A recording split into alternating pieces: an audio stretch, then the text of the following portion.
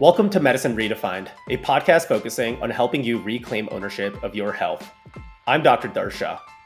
And I'm Dr. Altamash Raja. We're your hosts, here to challenge conventional practices and uncover the stories behind pioneers shaping the future of medicine.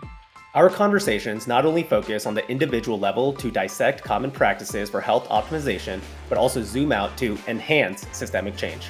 Join us as we look to break the status quo, move the needle forward, and put the health back in healthcare. All right. RJ, sir, how are you? I'm doing great. How are you doing, Darsh? Doing well. Thanks so much for coming on to this podcast. In previous episodes, we've definitely touched on digital health, digital software, but I think the angle that you provide, you being kind of getting your hands dirty in this field, really working with companies to promote digital health and digital therapeutics, actually a word that I've never heard before, which I'm interested in delving into. But before we do all that, why don't you tell the listeners a little bit about yourself and how you got interested in this world of digital health, digital therapeutics, and software? It absolutely, and I look forward to our conversation. That one of the challenges is that the word digital therapeutics it's not exactly new, but newer and out there kind of thing. Really trying to get the word out there, but Estenda is a company I co-founded in 2003. So we've been in the world of digital health before it was called digital health. And, my background, I came up with a comp sci degree, software developer, hardcore coding kind of thing. And then quickly realized coding is in software development, digital health software is much more about people, process, than really just the code. The tech is obviously very important, but there's so much more to that picture. So, started working in the pharmaceutical arena, and then it was like, okay, how can I do more? And with a good friend, Drew Lewis, started Estenda back in 2003, and got our start with a diabetes disease management solution for military healthcare, of all things. It was a congressional grant. Drew happened to know some of the folks at the Joslin Diabetes Center, who 20 years later we are still working with today, which is long-term, 20 plus year clients. And that was the first probably 10 years of our existence. It was very focused on diabetes related solutions, grant-based research software with PhDs doing some R01, randomized clinical control trials, lots of publications. And in the second half, like the last 10 years, we've continued that focus, but also have mixed in more of a commercial flavor to it, where we do work with Fortune 50 medical device companies, some startups, other organizations, helping them develop solutions that they are taking to market or use internally in case of Joslin or a healthcare system. Where they can improve their patients' health. So it's been an amazing journey, and looking forward to what the next 20 years bring. Yeah, for sure. I mean, you've been at it for quite some time, and I feel like the public is now starting to get to know a lot of these companies and newer companies and other companies that fail. But we're definitely in this era where we're just seeing so much innovation with health. Is there any specific reason that brought you towards the healthcare field? It's a sense of giving back and making a difference. I got my start really in that pharmaceutical world and could see what was possible through the drug development, but I was not the biologist, the chemist. I was, the software developer, and seeing what I could do as an individual. If I could develop solutions, help other people develop solutions, then I could have a pretty big impact. On populations, not just individuals, on populations. Right. And for me personally, it was just the drive to solve problems. Healthcare is, perhaps the last industry to really embrace, data. There's always been lots of technology in it, your MRIs and those types of things, and drug development, but data is really, really coming into its own now. So. Yeah, for sure. Well, let's dive right into it, right? So why are we having this podcast episode? What are some of the issues, that come with digital health, digital software, as it continues to expand? Yeah, it has As I look at that 20-year journey that I've been on with digital health, and we were lucky in that we started with military healthcare, the VA, the Indian Health Services, who we still also work with today. Hmm. We were lucky because they had electronic medical record systems. So they had data, and it was trying to figure out what to do with that. And it was the early stages of like heart rate monitoring, and glucose meters were definitely out there, but it was finger sticks. And you Hmm. don't get a lot of data from finger sticks. It hurts to, prick your finger. How many times do you really want to do that? So in those early years, it was like, okay, how do we make sense of this limited data? How do we drive decisions based on this small amount of information? Fast forward now, we're overwhelmed with data. Doctors, nurses, healthcare practitioners. There's just so much data you don't even know what to do with anymore. Hmm. And there are still challenges in getting to that data. So now, almost everybody has an electronic medical record system out there. There are laws on the books, and they're starting to be enforced too around making sure those developers of the medical record systems are sharing that information, that is accessible to individuals and other companies to be able to make sense of that information. So, now as I look at digital health and those challenges and where we're going, I look at it of a couple different perspectives. From the healthcare practitioner perspective, just what is available. There are probably 300,000 digital health solutions out there, dozens of different devices, wearables to measure that Hmm. data. Healthcare practitioners are overwhelmed with that data, and they don't have a lot of time. If I go to my practitioner kind of thing, I'm lucky to get 10, maybe 15 minutes because they got to move to the next person, they get a bill, kind of thing. So there's definitely challenges around that of how do I use those as a healthcare practitioner. The availability of that data I talked about, a minute ago, but then also just from the business perspective, how do these things get paid for? How do companies, when they develop these solutions, and it can cost a lot to develop these solutions, how do you get paid and reimbursed in a way that makes it a viable business model? Hmm. Healthcare is, there hasn't been really any, when you think of like startups and venture capital companies as they want to invest in a corporation, those early years are, low volume, low dollars. You want to experience that hockey stick effect where all of a sudden it's, going to go off through the roof and you're going to make tons of money. It doesn't really happen very often in healthcare. Solutions are very often siloed, targeted at a couple different healthcare systems and for a variety of reasons. But there's challenges there of like how do you go through that reimbursement and make a viable business model that the venture capital people particularly are intrigued with. Yeah.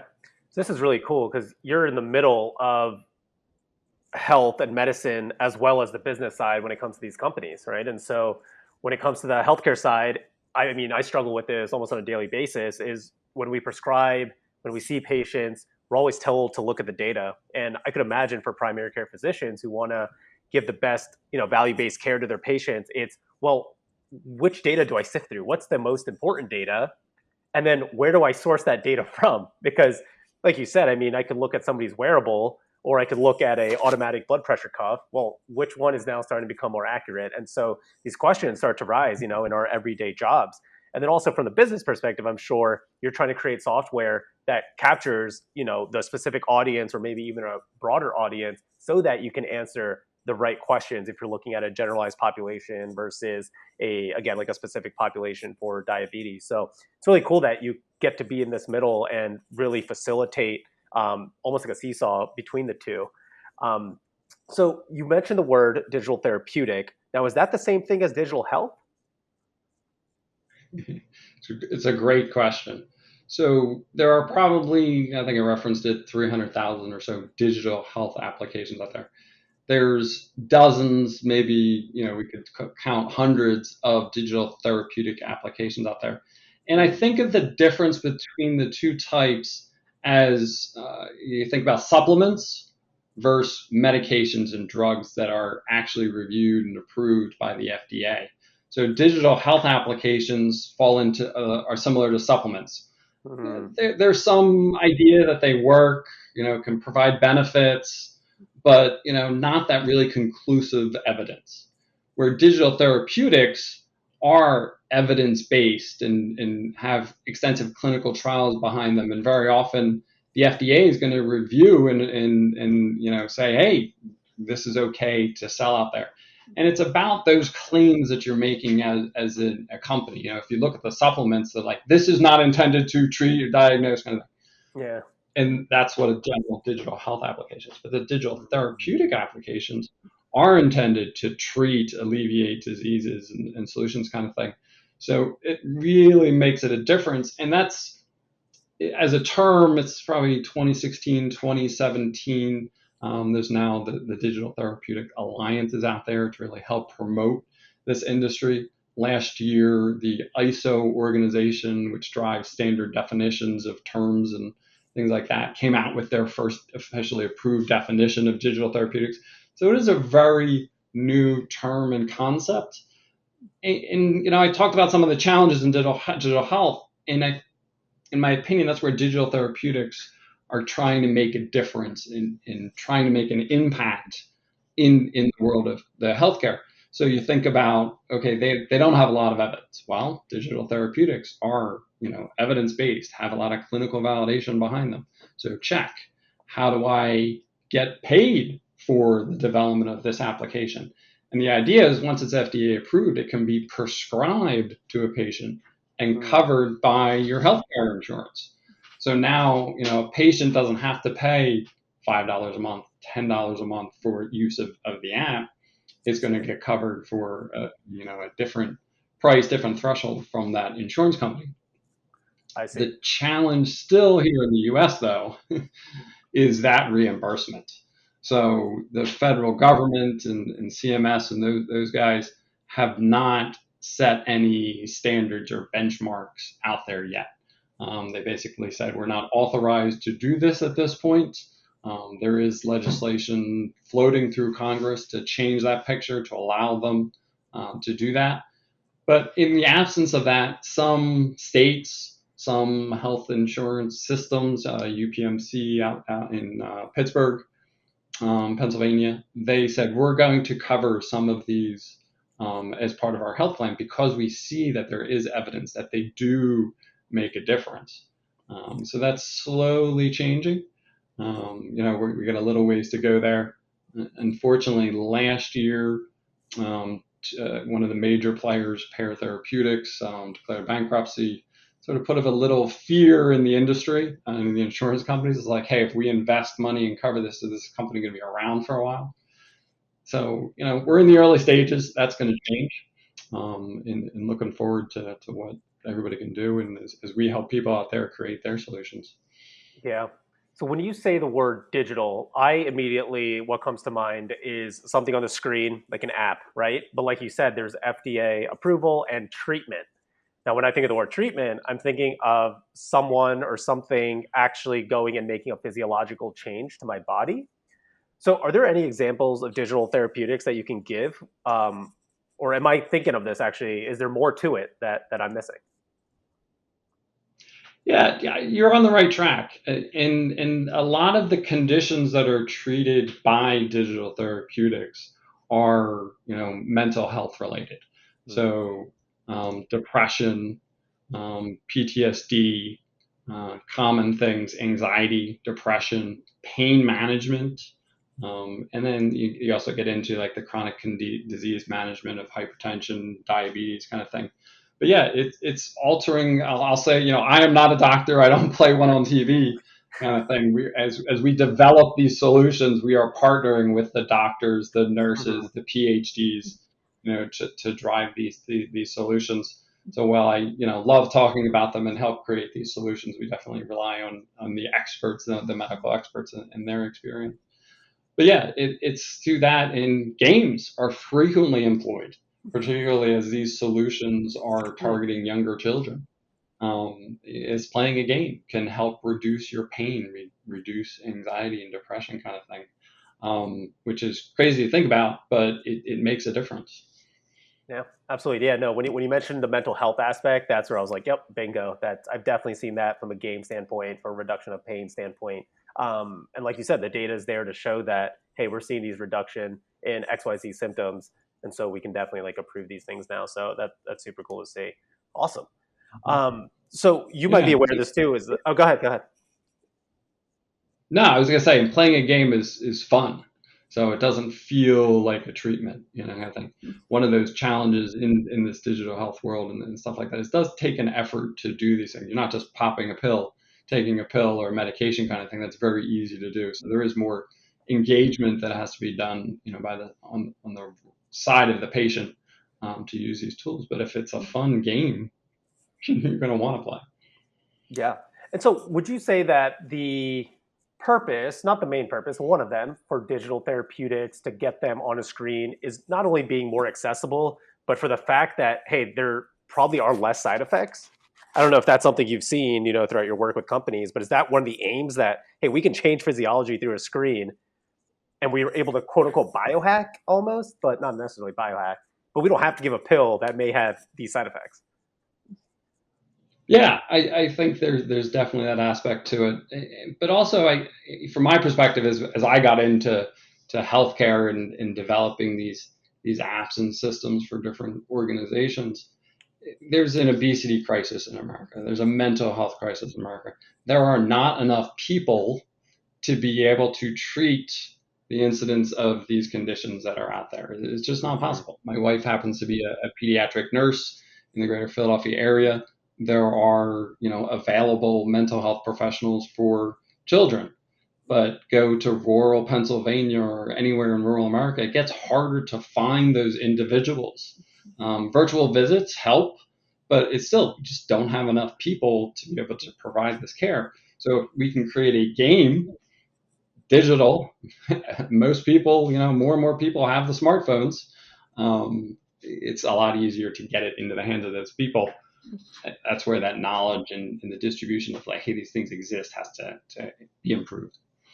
Right. Yeah. And I think it just sparked this idea, or not idea, this thought in me that as technology continues to evolve in healthcare, I mean, since COVID, we've seen a big jump in healthcare providers leaving the standard model of healthcare, right? And either moving cash based or moving their practice more towards coaching or even using technology and gathering this data and then prescribing differently than they normally would. And it just makes sense when you're talking about this evolution of digital health and what it can do, right? Because there absolutely is a shortage going on, and even more so now since COVID occurred.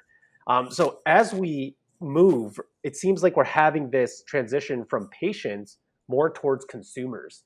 Any thoughts on that? Anything that you have an expertise on that you could share?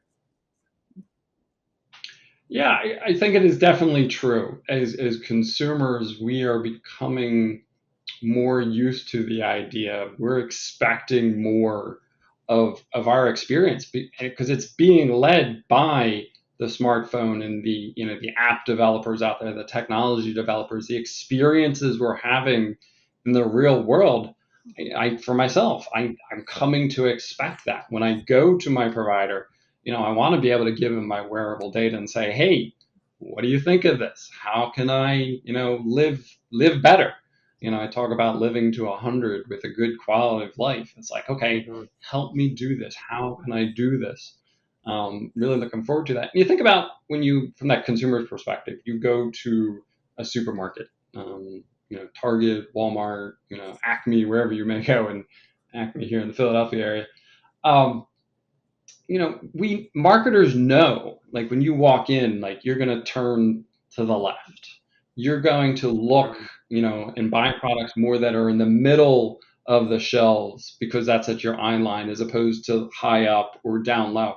So they really know how to position these products. I saw a comparison of an ad today. It was for FedEx, and they were talking about a FedEx ad without a clock or with a clock. And even though we're not aware of that clock being there, because that clock is in another ad, we respond more to that second ad. So, how do we apply these principles that are very well understood in other industries Yeah. to the world of healthcare? Hmm. and bring that and really treat us as consumers. Like, how many times do I have to provide a healthcare practitioner with my medical history? It hasn't changed. Are my parents still alive? Did they have cancer? Are my brothers and sisters still alive? What are their comorbid conditions? I've answered that tons of times. A lot of that information hasn't changed. So how can I make that more streamlined? Right. What are some of the potential downfalls that you see from this insurgence of digital health? I mean, to me, it seems like because I never knew the difference between the therapeutic versus the health, right? And I've been engaging in a lot of digital health as well as my co-host and so many other people I know, right? Getting a Whoop, um, tracking my calories, getting data left and right about my heart rate, sleep, all these things, and that's going to force me to change my behavior somehow. So I'm truly a consumer, and I'm truly going out and buying products to enable me to reach better scores or reach better quote unquote health based off these apps. Are there any downsides that you see in addition to that, or is that even a downside, or is that something that's necessary at this stage in order for us to move forward? I think we need people to push boundaries, but with that said, privacy is a major concern. Mm, You do, as you develop these solutions and put them on market, it's a huge conversation we have. I talk to, I don't know how many lawyers, privacy lawyers. Again, not a lawyer, don't play one on TV, but talk to a lot. And okay, how can we develop this solution, get it on market, and being aware of the privacy issues? And everyone thinks HIPAA, HIPAA, HIPAA, HIPAA first, which is very important. But even if you're not interacting with healthcare professionals, the FTC still has oversight of just privacy. And so I've had these conversations with various different startup organizations over the past. I'm like, we're just going to go direct to consumer. There's going to be no doctor involved. I don't have to worry about HIPAA. I'm like, well, no, you don't have to worry about HIPAA, but you still have to worry about data privacy and the cybersecurity and make sure that nobody's, hacking your systems and getting this data. So there are concerns of privacies. Like we said, there's an obesity issue here in America, mental health issues.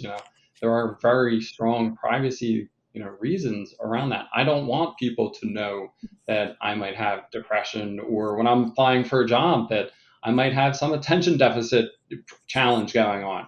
I don't want my potential employer to be able to Google, hey, what does RJ have going on behind the scenes? Um, so you do have to be aware of those things. But the power of the data it's exponential. And that's one of the things as I talk to clients and stuff like that. Once you have this data and we can start analyzing, just light bulbs are going to go off, and you're going to find all sorts of new things because data is powerful. yeah. Not to get this too much into the weeds of politics, but I don't think people realize how much data about health can be used as a weapon, right? I mean, when you can understand a country's data when it comes to health, and another company has that and they can sell that data. I mean, there's so many things that you can do, like you said, from the consumer level for marketing these subliminal messages, from just a standpoint of changing behavior. And that's something that I'm always trying to recognize. I know there's some genetic companies out there that I won't name that have been selling their data, our data, if you choose to do so. Sure, you get some information, but I think the data to them is more valuable than the information you're actually getting. So yeah, it's a fair point, which leads me into cybersecurity, actually, right? So this is something that I think we're seeing more and more, like with a lot of hackers going into electronic medical records, especially at bigger company or bigger health systems. What is the reason for that? That it comes down to economics. That data is valuable. Your healthcare is more valuable than your credit card information, because of what you can go and do. You can use it to, pretend you're an individual and get drugs prescribed. So yeah, when you look and you start investigating the dark net, healthcare data, these hackers do resell that information, is worth more than just your, simple credit card number, kind of thing. And because it is, we see more and more health systems are being shut down because of hackers, unfortunately, kind of thing, because they realize that's the importance of this, and hey, here's an opportunity, kind of thing. Cybersecurity is a ongoing challenge. It's a race. there's always going to be this ebb and flow between the hackers and the people trying to protect the systems. And it's one of those things when you even think of the ports of, shipping coming into the country kind of thing. The hacker has to get it right once. We have to get it right every single time. So it is definitely a difficult challenge. And the industry is responding to that. The regulations here in the U.S. and abroad kind of thing are increasing. The FDA, while for a long time was requiring cybersecurity guidance and plans, wasn't official.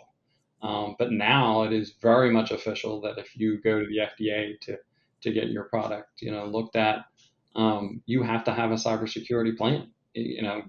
That's first step. Like, what are you going to do to take care of cybersecurity?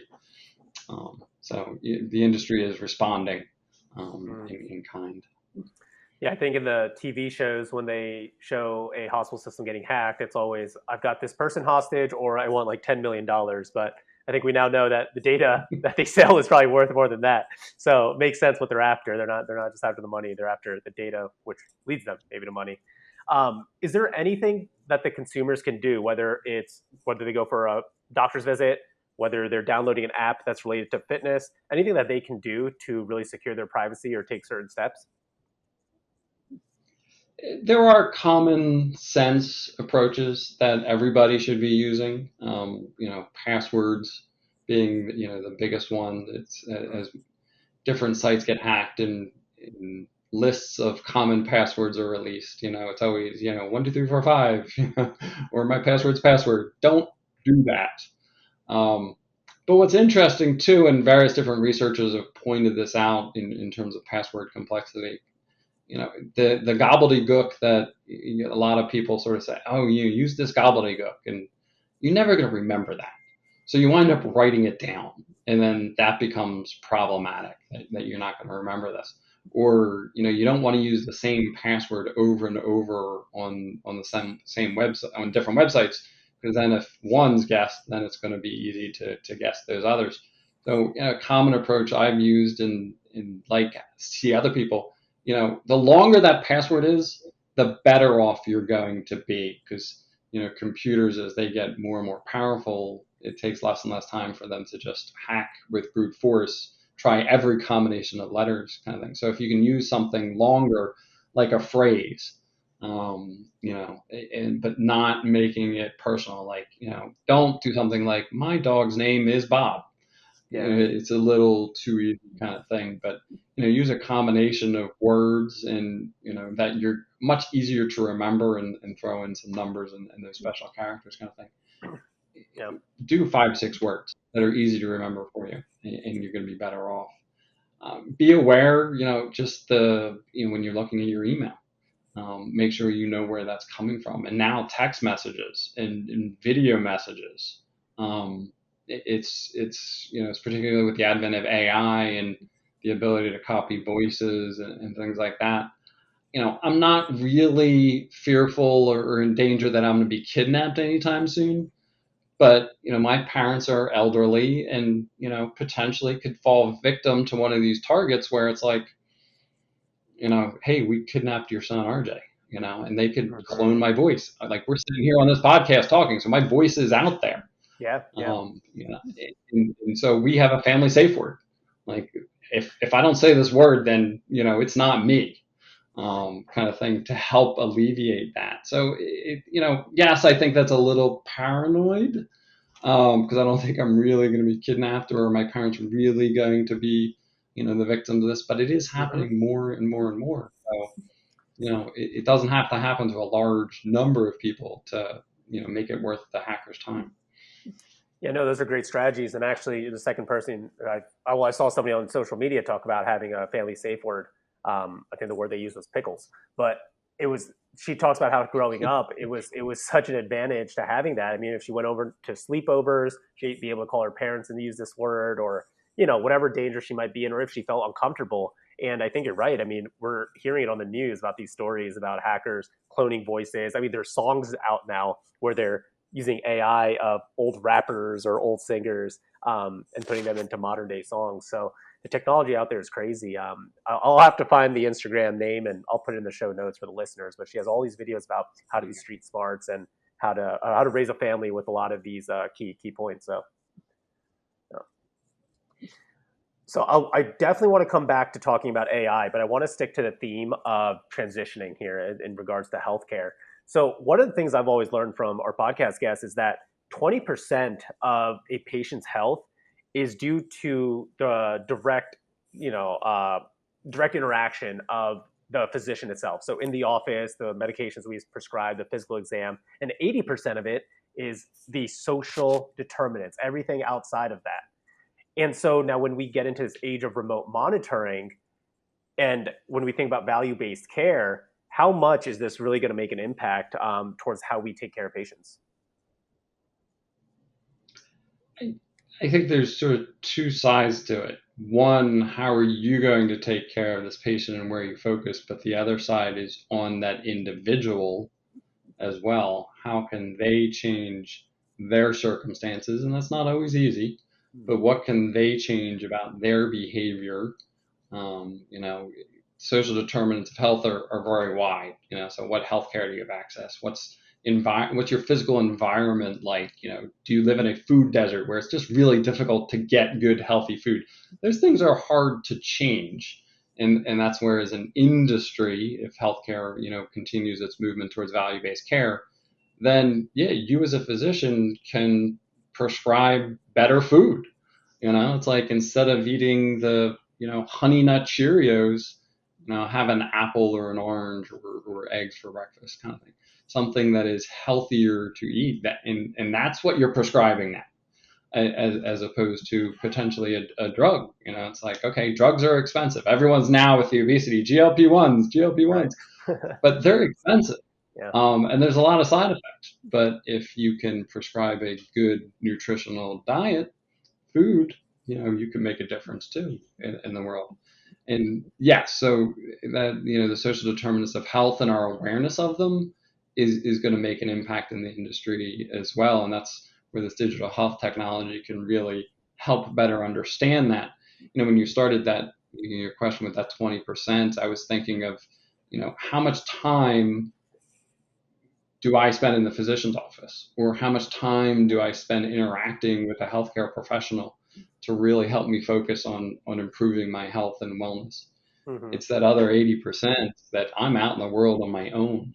And that's where the wearables and the remote monitoring can come into play to help, drive that interaction with the people that are really knowledgeable in the healthcare. Again, you got a scalability challenge there. If I'm, relying on my healthcare practitioner to always focus on that data and tell me what to do. And so we really need to drive the solutions that are giving, the meaningful clinical, validated evidence, guidelines to those patients as, how do they improve their health?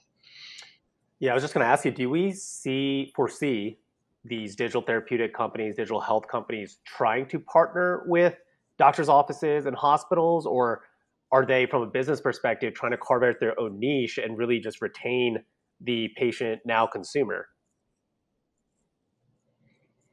As you can imagine, it's a continuum. There are definitely, players in all of these different areas.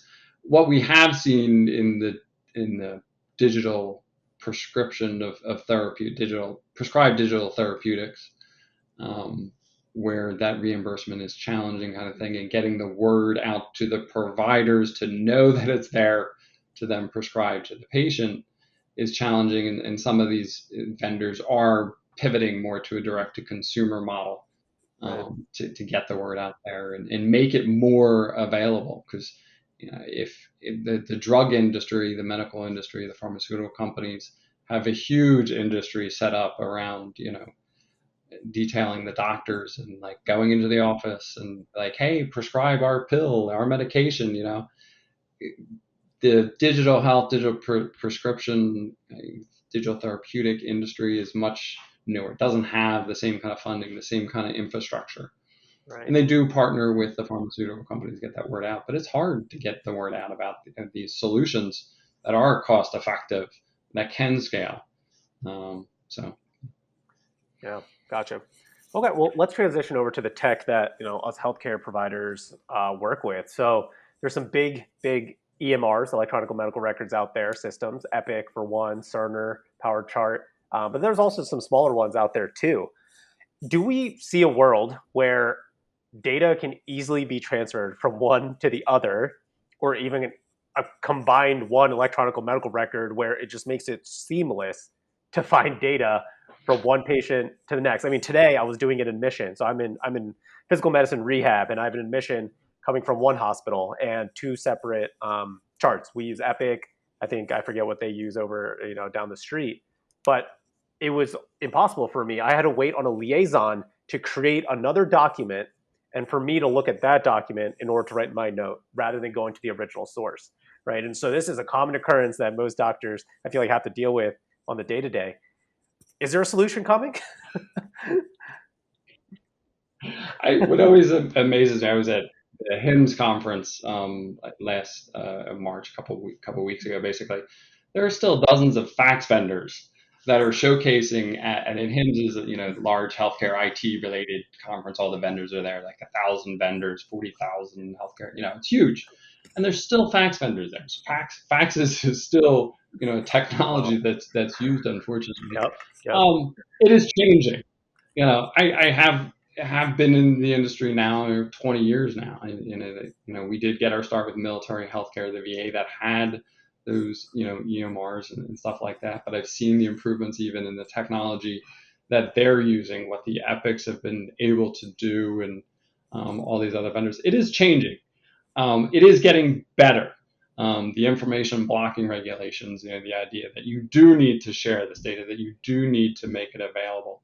The vendors are making that possible. One of the big changes, without getting too techie kind of thing, we've moved from a HL7 messaging-based architecture to a FHIR API-based architecture, and that's as far as tech I'll go. But the key to that is there are a lot more people today that understand that FHIR API-based mechanism. That's what just when you integrate mobile phone with the cloud servers or two companies are talking to each other, they're going to use an API. And so now the EMRs have those APIs, which makes it much easier to get to that data, to integrate with systems. Mm-hmm. There are a lot of challenges because even though once you do that, it's like, okay, what data is available? What API do you have available? How do I get access to that data? And it's not even like, a technology problem. It's a people process problem. Okay, it's going to take me 6 months to talk to this hospital to get access, permission to be able to use their API. And then, 10 different hospitals have 10 different systems. And there has been a rise of vendors out there that are that middleman. So now when we help companies develop solutions, I don't have to integrate it with dozens of healthcare systems. I'll integrate it with one of these third-party players, and then they're doing all of that individual integration. So there are more and more solutions to help this, but still huge challenges today in patient identification. I'm case in point. I do go by RJ, but officially Richard Kedziora. My father's also Richard Kedziora. And over the years, our data has been commingled. I'm like, oh, I didn't have that. I didn't get prescribed that medication. I just had a challenge. My daughter went to a doctor, and it showed up on my medical record. Oh wow! I was like, I'm not a 21-year-old female, but it was on my record. Somehow they messed something up somewhere, kind of thing. So there are still challenges to overcome, with that. But we'll get there. Look at how easy it is. I can go to anywhere in the world and use an ATM and get my money out of the bank. Yes, it's a lot easier, a lot simpler data set. But yeah, we'll get there. It's funny, when I was at the VA during my intern year, one of the pharmacists mentioned, like, hey, we can go anywhere around the world and use our ATM and any bank can give you the money. Why can't we do the same thing in medicine where everyone carries a medical identification card? You go to whatever hospital, they plug it in, and boom, all your data is right there, saved. And I've heard artificial intelligence is at least trying to work on creating cover sheets for electronic medical records. So when a patient comes, you have just a timeline of maybe the last year and just the high yield points that are probably the most pertainable rather than reading, 50, 60 pages sometimes we get with paperwork. Yeah, yeah. You just opened a whole nother can of worms. You got another hour to talk.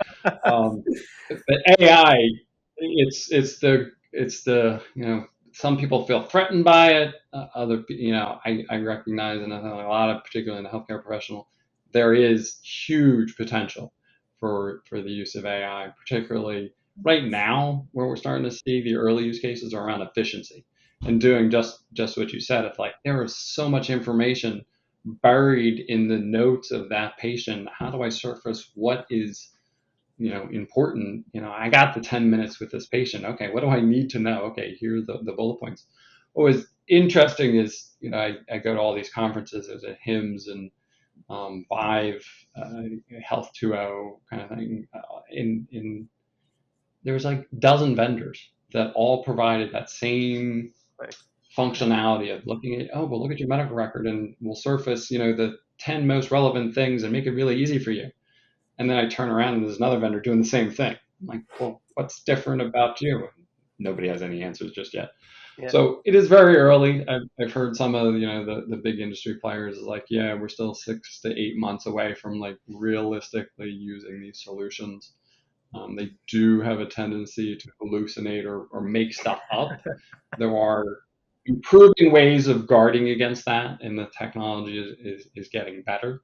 But it's interesting because it does appear very authoritative when it tells you something. So that's to question it. But as a broader thing, it's interesting because a lot of these systems, I'll just broadly reference ChatGPT, but across the systems, they're getting better and better at passing various industry tests and certifications, exams. They're passing the medical boards and things like that. And what I find interesting is then there's a lot of criticism of like, oh, well, they're just training these systems to be able to take those tests. But you got trained to take those tests to be able to provide patient care. So why is that a bad thing? They're not giving ChatGPT the answers and saying, okay, if you see this question, answer A. That's not how these things work. Mm-hmm. So, as long as we have the proper respect for them, currently I think you sort of treat it like an intern, that first year medical student kind of thing, who does have some idea of what's going on, but you want to cross-check it. You want to make sure that it is accurate, but it can absolutely help you. If it can summarize a patient chart. Ambient listening, huge case now. So it can just, providers, healthcare practitioners are hating, I got to type all my notes into the EMR. And then you lose that interaction with the patient. If the tech can listen in the room and then provide, the notes that then the doctor can just like check, yes, that is accurate of what we talked. You've just saved immense amount of time. And, I heard an example, a lot of the times this stuff, it sort of surprises you, where the patient was like, oh yeah, my legs really hurt in the evening. And so, I'll take 2 shots of whiskey before I go to bed so I can fall asleep. And the note that the ambient listening tech provides is not, patient said I took 2 shots of whiskey. It's that they self-medicated, so makes that translation to more medically terms and things like that, which is just, it's crazy. I did a webinar a couple of weeks ago about how do you use AI in product development, product management. And I had to come up with an example. And I had read a science fiction book, and one of the main characters had a fear of peanut butter getting stuck to the roof of their mouth. I'm like, okay, I'm going to use this example. So I just go into ChatGPT and help me develop an application to help people with a fear of peanut butter getting stuck to the roof of their mouth. And ChatGPT is like, really? Yeah, like, that's what it was response. It was like, nobody does this. And it was just like, wow, okay. It was aware that that is not the normal thing. And I was like, okay, yes, this is really what I want to do. And it did. It gave me lots of good ideas and things like that about how to create an application that would help address that as a challenge. So there's those surprising moments every now and then. So.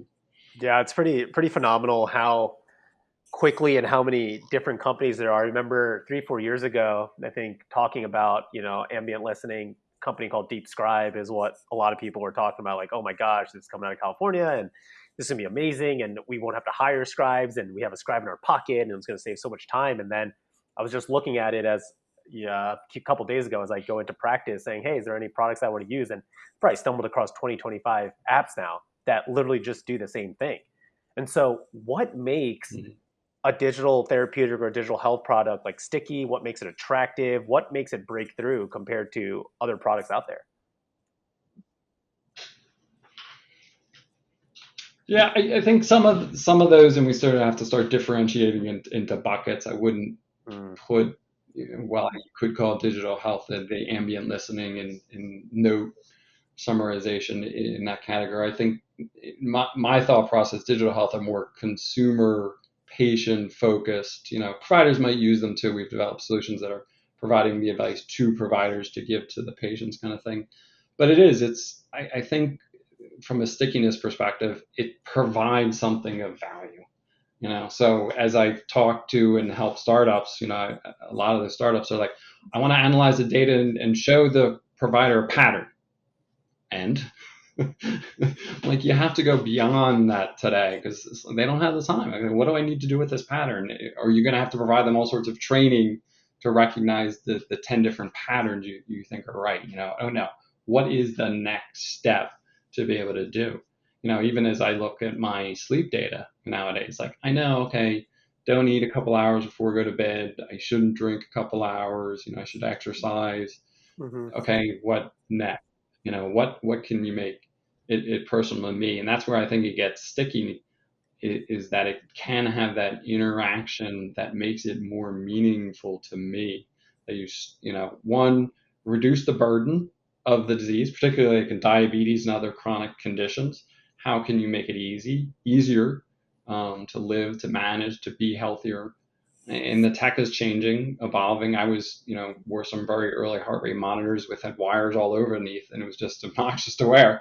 Now you wear a ring of your Apple Watch, and it's like, okay, here's your heart rate, here's your sleep patterns and everything, and you don't think about it anymore. It's there. So yeah, those things are changing the industry and helping helping us all live healthier, longer lives. Yeah, for sure. So times evolve quicker now than I would say, every year. Every year that goes by, I feel like things are rapidly evolving. Physicians at some point had to transition from handwritten notes and medical charts to going onto a computer, right? And that transition can be tough for a lot of people. And because of that transition, a lot of physicians actually left medicine altogether.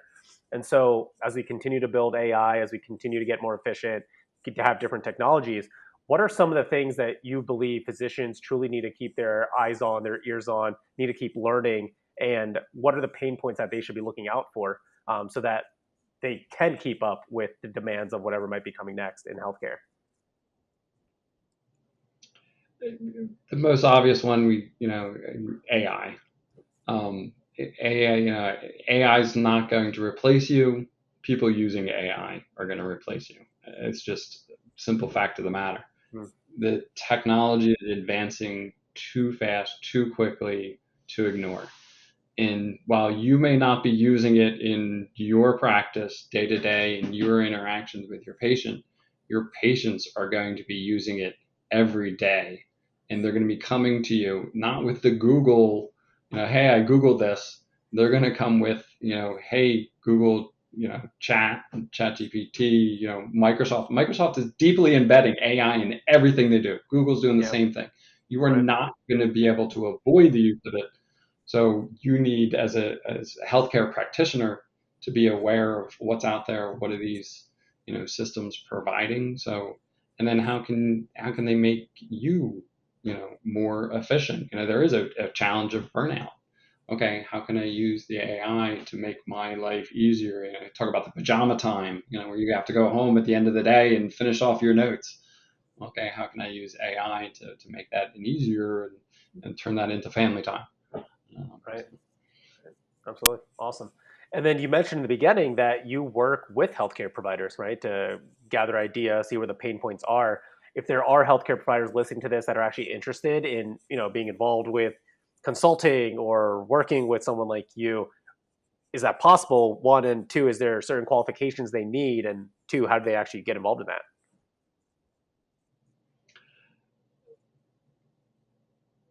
It's an interesting question. You can call us up, and we can help you do that. But yeah, it's using the technology. Like right today, it is simple. These systems are free, which is also amazing. They do cost an exorbitant amount of money to run on the back end, and these companies are taking that financial burden on right now. But they are free. Just use them. Start playing with them. Get familiar with them and comfortable with. As I've mentioned, walking around at these conferences, and I always ask the question like, "Are you using, ChatGPT?" And people are like, "Oh yeah, I started playing with it. I wasn't too impressed." Keep at it and ask it a simple question. When you ask it a question, say, "Pretend you're a medical doctor. Act like a medical doctor," and it'll transform the answer. Which simple things like that. We're talking to people that are writing articles, and it's like, well, I don't really like what it wrote. Well, tell it to write as a PhD, or tell it to write as Stephen King, Hmm. and it will transform what it's writing in a meaningful way, and it'll pleasantly surprise you probably. Yeah, for sure. I think learning the proper prompts on ChatGPT has been a lifesaver for a myriad of things. So it's definitely something useful to learn is how to interact with AI, like you mentioned. Absolutely. Mhm. Well, and so here's an interesting thing, because there is, and I've done some webinars too of like prompt engineering strategies and stuff like that. But one of the interesting things you can do is ask ChatGPT to write you a better prompt to get a Ah, better answer. wow. Okay. Ask it, what does it need to know to do a better job? So now when I use, various image generating AIs, I don't write the prompt. I go into ChatGPT and like, write me a prompt to use over here to generate this image, and ask Mm, me what questions you need to know. And it'll ask me a series of questions, and I just, it's more conversational, um, and get a lot better results by using ChatGPT to create a better prompt. wow. Wow. It's fascinating. Yeah. No, I need to start doing that. But it's funny how, yeah, ChatGPT for me is replaced just the basic search, any search engine, just to get whatever answers I need and whatever whatever ideas I need to, for content. So amazing. Well, RJ, you mentioned people can reach out to you. Where should they go specifically? I'm available on LinkedIn. That's probably an easy way, or the Estenda website, estenda.com. It happens to be Portuguese for extend, trying to extend the capabilities of people, processes out there. So yeah, estenda.com is probably the best place. And we're always putting on webinars out there to try and share the knowledge, some white papers, and a bunch of healthcare conferences throughout the year kind of thing. I just did a talk on digital therapeutics in one a couple of weeks ago. So we're out there. Perfect. We'll definitely link those in the show notes for easy access. What's next for you? Is there anything that you're excited about? Anything upcoming? It's funny. I just spent the spring going to like 6 conferences in for the next 3 months. I don't think I'm actually scheduled to go anywhere. So it's a little quiet period in the summer, which is nice. Hmm. But yeah, we're going to be at the American Diabetes Association. That's where we got our start. So we'll be there talking about some various things that we're working on, some poster presentations that will have there, which would be nice. Um, but yeah, exciting stuff. Looking forward to what AI can do. So. Yeah, yeah, I'm looking forward to it as well. So definitely exciting times ahead. Before I ask the last question, you're an Eagles fan. I'm an Eagles fan. I grew up like 2 seconds down the road from, I guess, where you are. What are your predictions for this year for the Eagles? Great off season, by the way. It was a good off season. I was very happy with the drafts. Last year was just historically bad, so this year can only get better. I have high expectations going into this year. Much easier schedule Yes.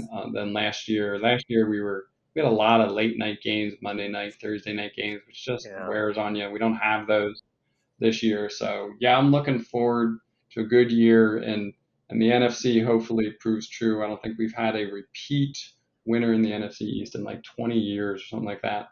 Right. Eagles didn't win, unfortunately, the NFC East last year, so we're going to win it this year. That's right. That's Super right. Bowl We're in for it. bound, and we'll go against Kansas City, and we'll beat them this time. 100%, 100%. Yeah, I'm going to go to Tampa. So I'm moving down to Tampa for my next job from Harrisburg here at Penn State, and so I'm going to get tickets for that Tampa Eagles game. So can't wait. At least we'll be in warmer weather. So, well, RJ, I appreciate you coming on here. This is always such a breath of fresh air when we get to touch on topics like this, because while it may not be, specifically talking about diabetes or whatever disease process, I think it gets the listeners' thoughts going. And we have a lot of pre-medical students, medical students, other people who want to learn how to use tech, but I think we're urging them in the right direction about what's important, what to keep their eyes on, and just the evolution of the world that we're living in. So this is definitely going to be something really important. I'm excited to see how it all transforms. But with that, how do we put the health back into healthcare? How do we put the health back into healthcare? I think two things. One, we have to promote accountability. So it shouldn't be a healthcare problem. It's an individual problem. How do I, as an individual, become more accountable for my healthcare? And two, I'm fascinated by price transparency. What other industry can you say when you buy something, you have no idea how much it's going to cost you? It's a Yep. huge problem in healthcare. I've had my surgeries, and it's like, oh, I don't know how much it's going to cost. I have no idea how much it's going to cost. So if we can make that more transparent, I think that'll transform the industry and move us more to the value-based care that we know we need to move towards to make an impact. Yeah, 100% agree. There's a book out there called The Price We Pay by Marty McCary. And it really summarizes a lot of what we talk about this podcast, but essentially the quote unquote corruption that we see in healthcare and where the money flows and why there is no transparency through and through. So I'll link that book as well into the show notes for the readers that are interested out there.